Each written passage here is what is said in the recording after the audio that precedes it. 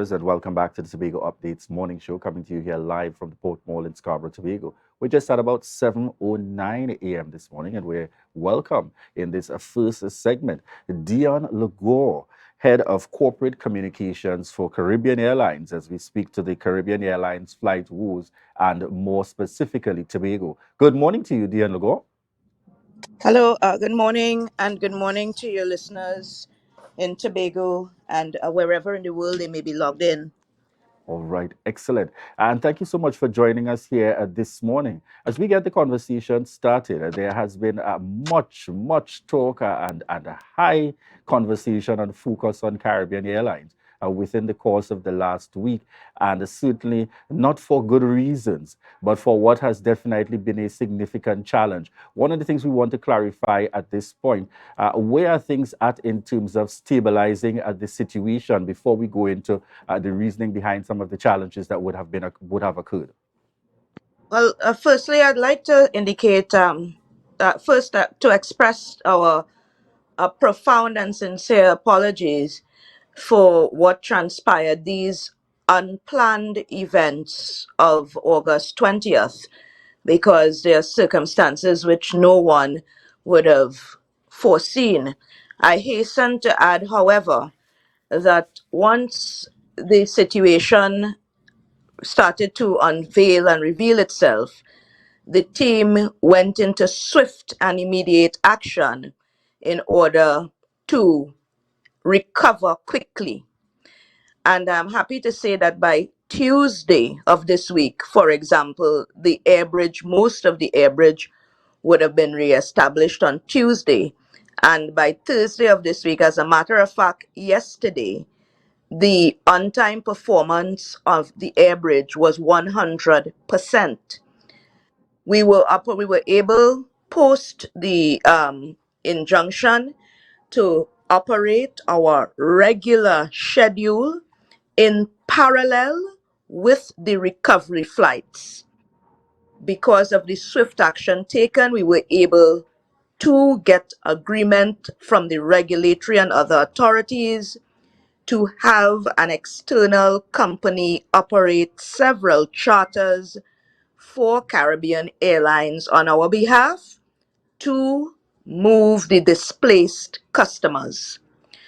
I want to take this opportunity also to ask persons, whenever you make a booking, to please place a contact number directly on the file, because we were running into issues getting on to people and sending notifications because there was no contact information, or rather, I should say, in some instances as well, no correct contact information on files.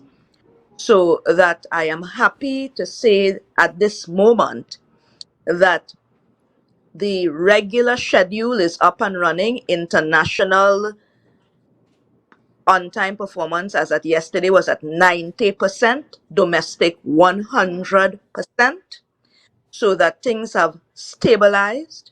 We recognize that this would have been a blow to many, interrupted persons' travel plans. So by this weekend, there is going to be a refund portal where persons can input their information relevant to refunds. Post the press conference with our CEO yesterday, he indicated the provisions that will be made for Tobago in terms of refunds and forward bookings. And those things are already in train, so that in terms of a turnaround and a recovery, the operations are stable. The last of the charters, one will leave Toronto this morning around 9 a.m. There will be a return leg this afternoon at 3:25 p.m. And this is operating in parallel with our regular schedule. We have undertaken as well, for persons who with regular bookings, this is past this period, we will continue to send notifications and reminders to persons about their flight details.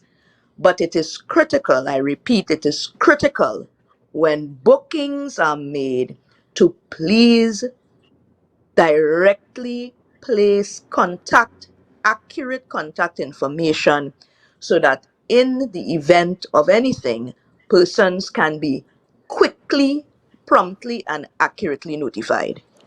All right. Thank you very much for that. There. I suppose one of the things from your end is that it can simply be made a mandatory field so that persons have no choice but to input the information.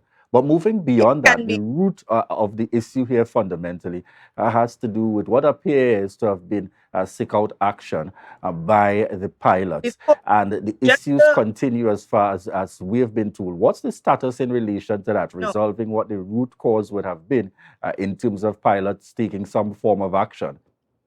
Let me go back to your point about a mandatory field.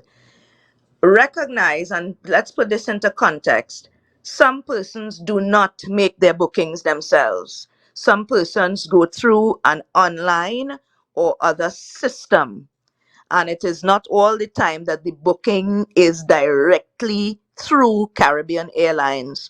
However, I have been putting out repeatedly the link that would enable persons to sign up for direct notifications, because the contact information, once you book directly with Caribbean Airlines, it is a mandatory field. All right. Thank you very much there for that clarification. So we continue on to the issue about what's the status with regards to treating with the issues of pilots so as to ensure that we don't have a similar situation occurring in the near future once again. Well, first of all, there is an injunction in place, and that injunction goes to the end of September. Secondly, the company has and will continue to sit down, as we were, in discussions with the pilot body. These discussions have been ongoing for months. As a matter of fact, the last of the exchanges would have taken place, the last meeting prior to the action would have taken place on Friday, uh, the 18th, so that the position of the company remains negotiating in with goodwill. We continue to do that. There was a meeting as at yesterday. So we continue to dialogue, because at the end of the day, we must all operate in the interest of the public, in the interest of the organization, in the interest of ensuring that there is connectivity for our people. All right. We pause just for a moment, viewers. We will be back with Dionne Ligoure, Head of Corporate Communications at Caribbean Airlines. But remind you at this point, this is your opportunity to share the live, share the live, share the live. We'll be right back.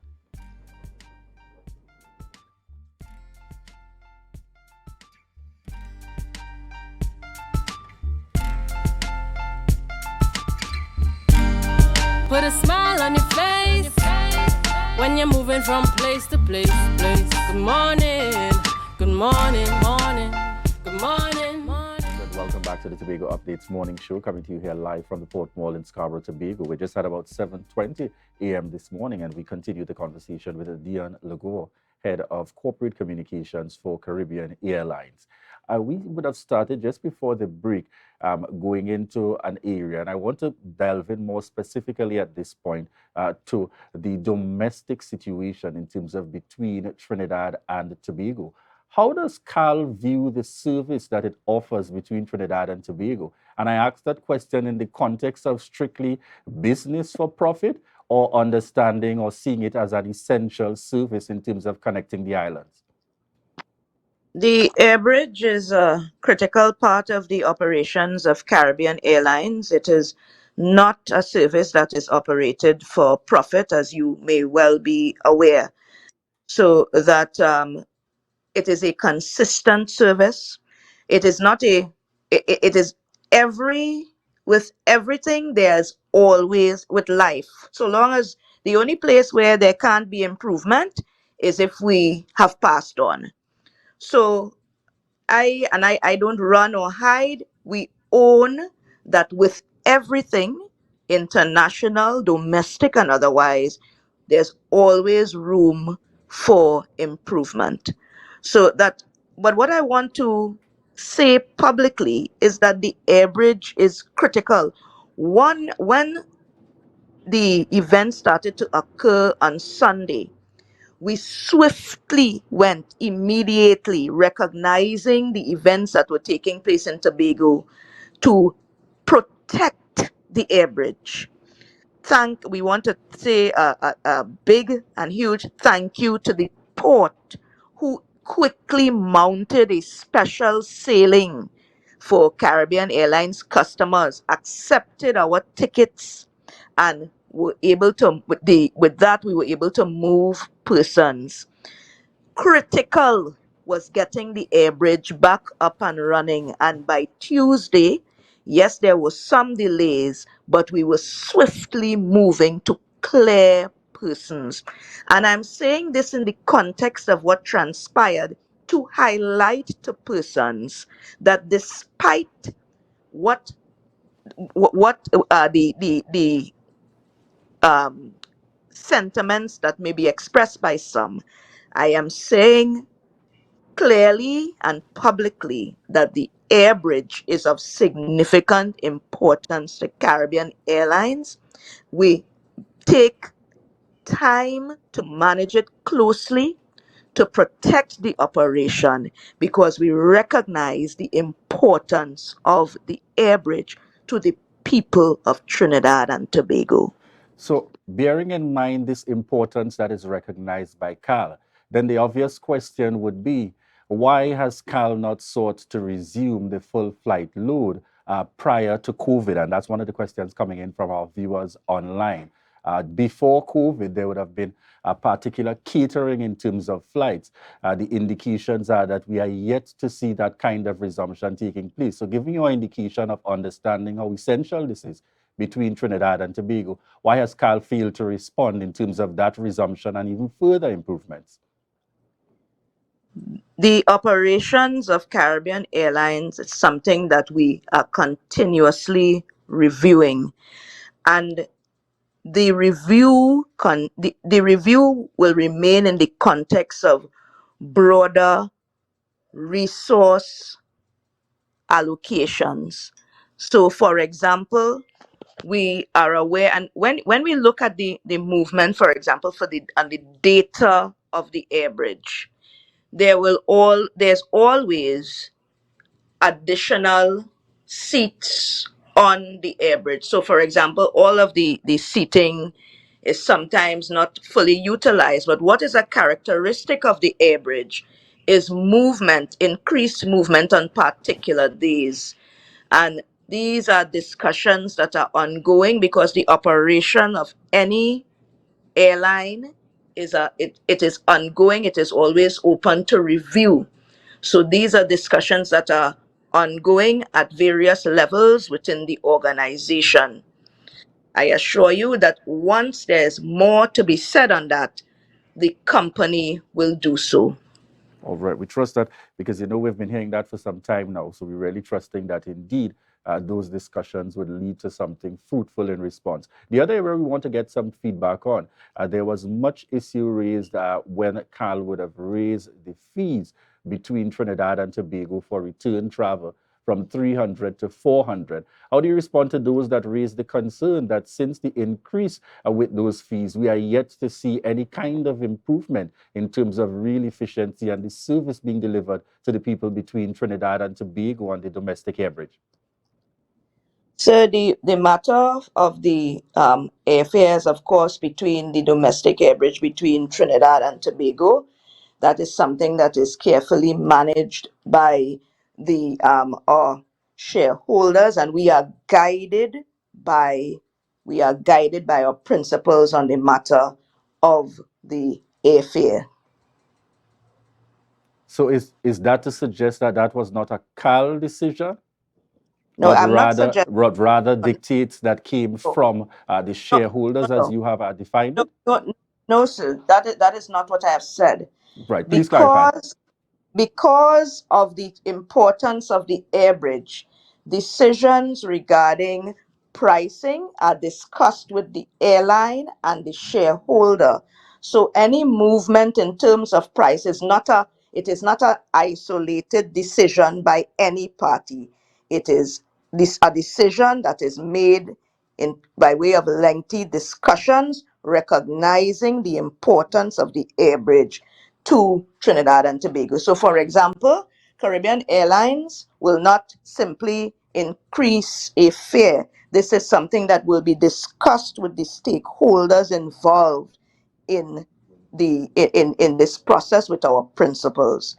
It is not any one person taking a decision. It is taken with respect to the operations, with respect to the cost of the operations, with respect to the essential and important nature of the service. So please, I beg you, sir, do not take what I am saying out of context at all. I am not, I am here to represent the views and to represent the position and the facts, sir. So please don't try to steer in any particular direction at Right, all. but bearing in mind the facts, when this increase was presented to be accepted, along similarly with the change fee and so on, Caribbean Airlines would have done a number of releases speaking to the need to improve greater efficiency. So that's where I'm trying to tie the issue to. Um, there are concerns that this is yet to be seen, but you're telling me the decision would have been made between Caribbean Airlines and the stakeholder, shareholders of Caribbean Airlines. But the question is, was that really intended to be tied to greater efficiency and improving the delivery, or an understanding that you just could not afford $300 anymore as a return fare, and there was the need to do an increase? So when we look at decisions are not made in isolation, looking at one factor. When one makes decisions regarding the operations of a company, it is always with a view to how can we deliver a service of a particular standard. And I will step out to, for example, draw reference to operations in other areas of the region. I have to say that in terms of a consistent, regular, scheduled service, our domestic air bridge stands shoulder to shoulder and above. As I mentioned before, sir, with life, as with everything international, domestic, and otherwise, there is always room for improvement. I am owning that. Caribbean Airlines is owning that. There is always room for improvement because there is perfection nowhere that I am aware of. So when decisions are made, the decisions are always made in the context of how do we ensure that we are delivering a service that is that is solid, that is reliable, that is safe, and these things are based on several factors. I reiterate that when we look at the statistics and the movement of the air bridge, it is characterized by particular types of movement. All of these things are taken into consideration. But I assure you, and I will end as I started, the air bridge, the domestic air bridge between Trinidad and Tobago is of critical importance to Caribbean Airlines, and its operations are carefully managed and protected by the company. I want to thank you very kindly, sir, for the opportunity to speak with your viewership, and again take the time to sincerely and wholeheartedly apologize for the inconvenience that would have been brought upon through the unplanned events which took place earlier this week, and reassure the public, yes, we understand we have a relationship to rebuild, and we are resolute in our commitment to do so and to continue to provide our customers with the service that they rightfully deserve. I want to thank you, and I pray you have a wonderful day and a good and safe weekend. We want to thank you very much for joining us here on the Tobago Updates morning show as well, folks. That was Dionne Ligoure, Head of Corporate Communications, speaking to some of the issues in relation to the challenges faced with Caribbean Airlines and giving some assurances and a gentle reminder to persons, as was communicated earlier in the interview, that there will be refunds taking place. And just to clarify very quickly, those refunds will be for persons as well that would have had to use the ferry to come across to Tobago, as the resolution that was put in place at short notice, correct? All right, she seemed to have exited the call there, so we're not getting feedback. But I want to thank certainly Dionne Ligoure, Head of Corporate Communications. This can't be an easy time at all for Caribbean Airlines in terms of responding to some of the issues. And I know some of the issues would indeed make one uncomfortable, but the questions are required to be asked in order to provide the pertinent information for our viewers and our listeners. So once again, we want to thank you so much, those of you continuing to choose the Tobago Updates morning show, and to remind you that this is your opportunity to share the live, share the live, share the live.